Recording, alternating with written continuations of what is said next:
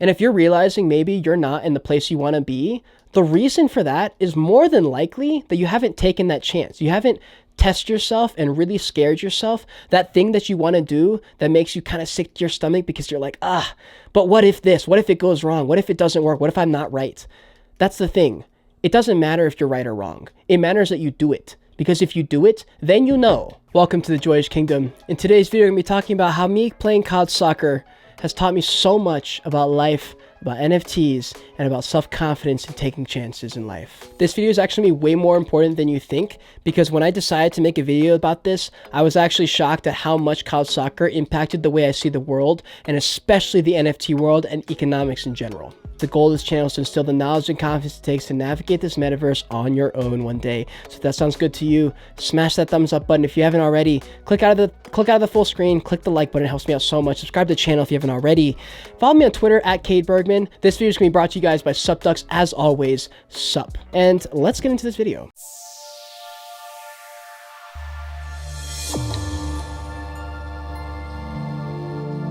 So how is it that playing college soccer 6 years ago could have taught me so much about life and about NFTs? So let me first start by giving you a little bit of background and context so that this video makes a lot more sense to you at the end. And you're definitely going to want to stay to the end, because if you stay for a couple minutes and you don't finish it, you're literally going to not get the full picture and it's not going to make any sense, and you might as well not watch the video. So if you don't plan on finishing this video, go ahead and click off. It doesn't matter. Just fucking watch another time or whatever. So from the age of like 6 years old until 19, soccer was my whole life. I wanted to be the best. I always struggled with self-confidence issues and not believing in myself and needing to be validated by my coaches for a variety of different reasons. I just grew up in a situation where I just didn't believe in myself. I didn't have anyone telling me that I should believe in myself. That's the reason this YouTube channel was born. I wanted to be the YouTuber that I wish I had growing up, right? And so I spent my whole life dreaming of playing professional soccer, and so I got almost there. And so in my junior year of high school, I had become one of the best players in the state. I was on track to play Division I. I had an offer from Coastal Carolina, who was one of the best teams in the entire conference on the East Coast, and I was so excited because I had a private interview and a private whole thing with the team.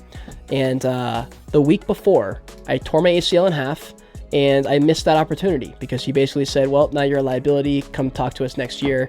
And that season he ended up retiring, and so I lost my entire connection to that team, which was heartbreaking. So I spent the next 4 months going like an absolute madman at rehab. I was able to come back, and there was only literally like a 2-month period where I could go and try out for college teams, because that's how you do it in high school. You do it your junior year, you commit, and then senior year you kind of like do your thing, and then you go play college soccer. So at this point I had basically ruled out Division I. No Division I school would talk to me because of my ACL, so I basically settled for this school called USC Aiken, Division II, whatever, it was fine. And so I joined that team. And so the lessons I'm about to talk to you guys about life and confidence that I picked up here, and kind of like marketing, I guess, is going to lead into how I apply that to NFTs. So make sure you stay till the end. Another thing about me is, growing up, I would always see things kind of before they happened, and I would just formulate my opinion on something and be like, I think this, and then no one would agree with me, and then a few weeks later it would happen and I would just be like, interesting. So I always felt like I had this weird connection to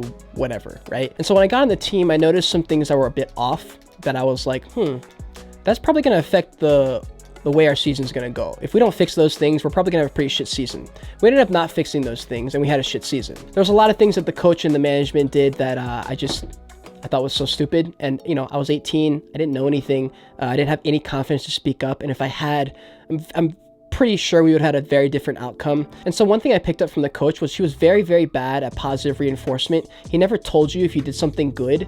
Occasionally he'd be like, nice, but that was really it. So that was one thing I picked up, because that's something I do in my own Discord. I have a lot of positive reinforcement. If you guys are watching videos that I think are really important, I always applaud you. And I say, good job on watching this video rather than a shilly video. And it's important because, one, that builds a connection between you and I. 2, positive reinforcement increases your own self-confidence, which only helps you, which helps me, because then you come back to my video as a more educated person, and you're not coming to me from this point of I need something from you because I can't do it on my own. My goal is to get you guys to be able to do these things on your own, and for you to come back to my channel because you like me, not because you can't do this on your own and you need me to hold your hand kind of thing. Another thing I noticed during my college soccer experience is we didn't focus on the right things, right? And when you don't focus on the right things, when you focus on things that are short term that when you don't look at a broad perspective and zoom out properly and look at the full picture, you can't actually accomplish anything. Right? And if our coach had taken 1 second to zoom out, he would have realized we're averaging 2 shots a game, not enough. We never practiced any shooting. We never practiced offensive strategy, formation stuff, and all those things, which are very important when you need to score goals, because we lost literally every game by like a goal or two. And if we had worked on a little bit of offensive stuff, we would have won. Instead, we focused on things that he thought were important because of his own ego. He was a player from Nigeria who prided himself on being very fast, very fit, and just bulldozing his way through people. That was unfortunately not the case. We had a bunch of white Europeans on our team, and it just didn't work. And so it was our own coach's ego who just needed this style to work. He wasn't willing to pivot. He wasn't willing to adapt, to be flexible, to even hear his captains giving him advice. He'd be like, no. Right, so that's not the way you're supposed to do it. And again, I'm 18 years old, I'm learning about all these things, I'm noticing all these things and going, damn, I wish you would just do this because this would work. And I never spoke up. And I wish I had. Another thing I noticed is none of the players in the team, especially the seniors, really gave a shit about the freshmen. And damn, if I had just a little bit of like, hey, you're doing great, or do you need help with this? Just a little bit of like, hey, like, I need you to be good because, like, if you're good, then our team will be good. And I didn't see any leadership from the people at the top, the captains, the seniors, the people who have been here, the people who are saying, hey, I've seen a lot of shit and I know a lot of things. Let me help you out because that helps everybody.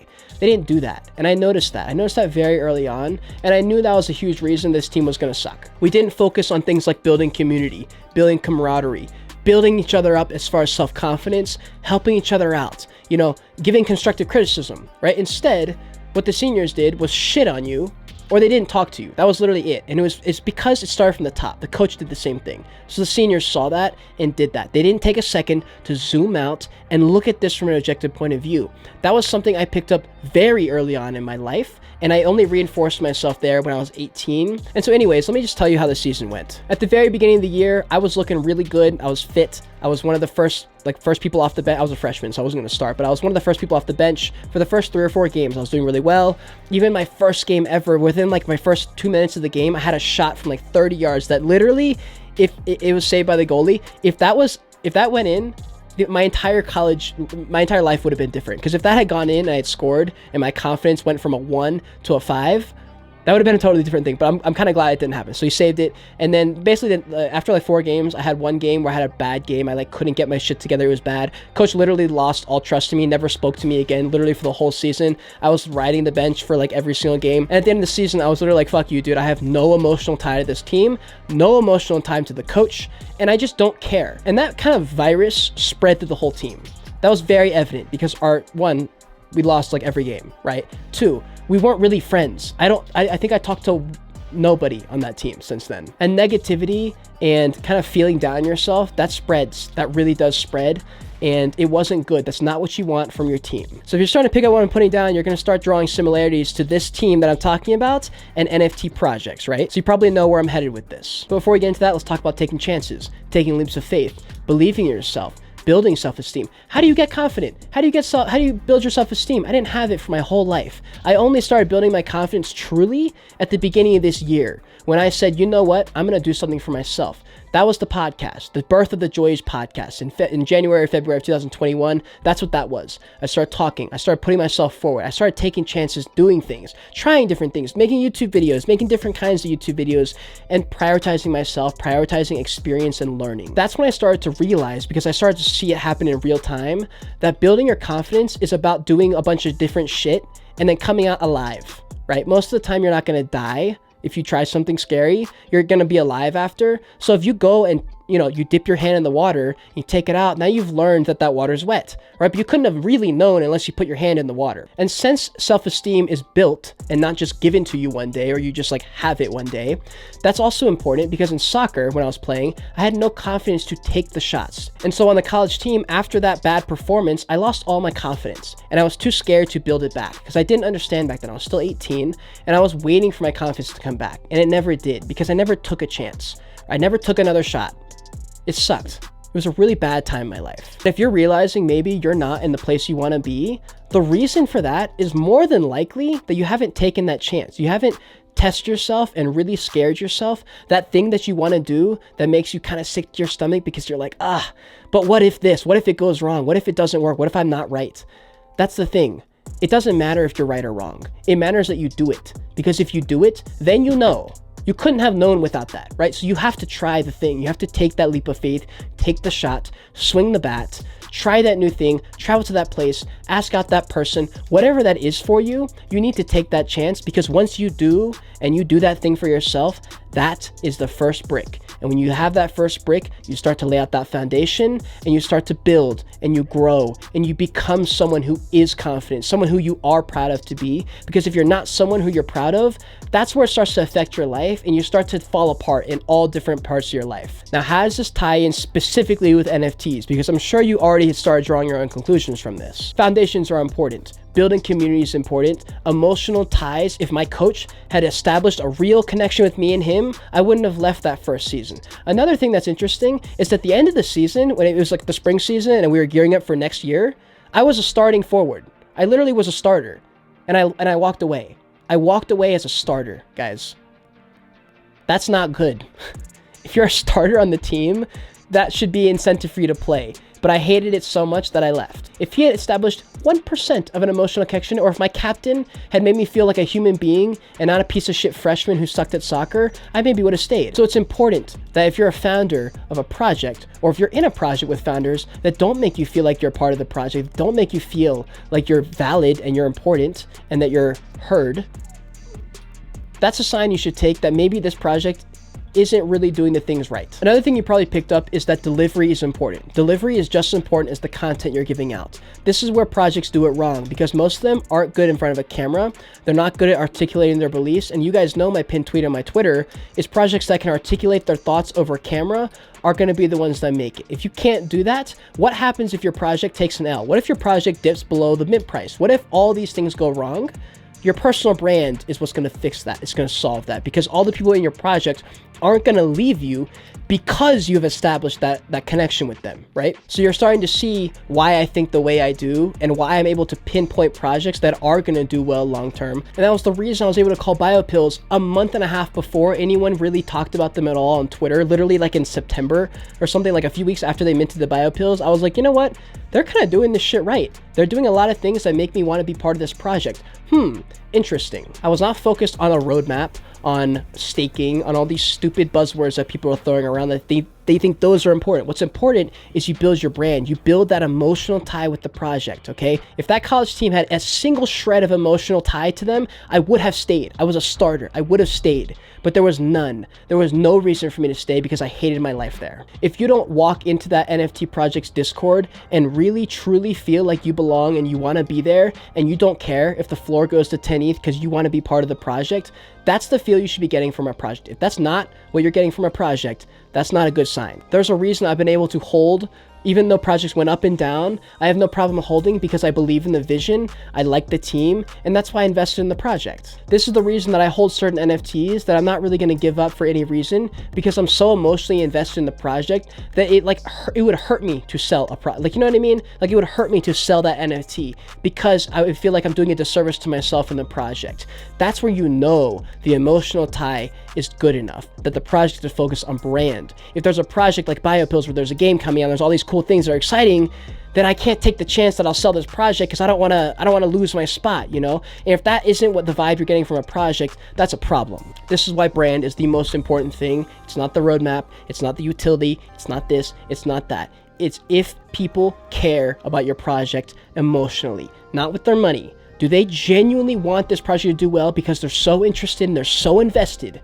That's where anything you do will work, right? In a couple years, when my YouTube channel is at 1 million subscribers, I will be able to do whatever I want because I constructed the community from the ground up the right way. Because I know it's going to work. I'm in the algorithm. I know I'm going to make it, right? So if I know I'm going to make it, I can focus on the things that are important because I don't have to worry about the short term. If projects are too worried about the floor price dipping, the small little things, that means they probably launched too fast and didn't establish the brand well enough in the beginning.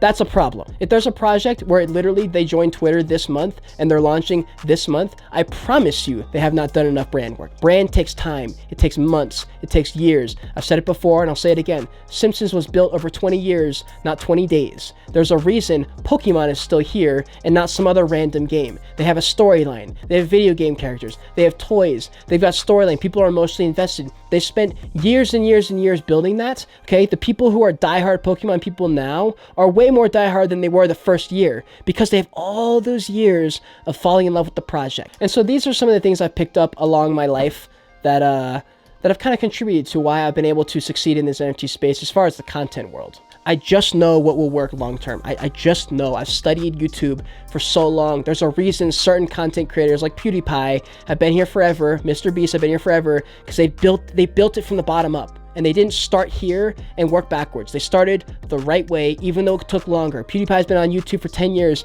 Mr. Beast's been on YouTube for 10 years. I've been on YouTube for 10 years. I just happened to take 10 years to find the algorithm. So I'm just at the beginning of this journey. They're a little bit further ahead of me, but I know I will get there because I'm doing the things right and I'm not focused on stupid bullshit. I also want to shout out an NFT artist I bought from recently, the Chargemals OG. I got number 10 because I love the number 10. Obviously, I played soccer.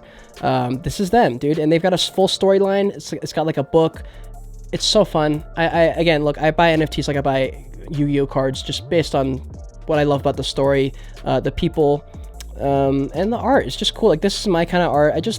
This is just fun art for me. I like to support artists that are doing the branding stuff right, that are talking about their project, that are sharing themselves online, and she's doing a great job. This is Natalie's project. You guys can find her on TikTok. I'll put her TikTok here and her Twitter up as well. She's done a great job. You know, I've been supporting artists recently a lot because I'm so bullish on NFT artists, and she's just done this shit right, and this is just such a beautiful piece. I love this one so much. And it's great, and it's cool because her daughter actually had a hand in some of the lore and some of the arts and some of the artwork, so it makes me feel good to own this project. This is why I love owning NFT art. It's just more fun. It's not a conflict of interest because this isn't like a PFP project. I'm not going to sell this. None of these NFT art that I buy are listed at all. I'm not going to sell them. Anyways, guys, I appreciate if you made it to the end of this video. If you did, smash a like on it, subscribe to the channel. It helps me out so much. The code word for today's video is going to be learn. Yeah, anyways, guys, if you want to see more of me right now, click on these boxes on the side of me. Until next time, continue on your Joyage. Continue to learn and be grateful you're alive watching this video.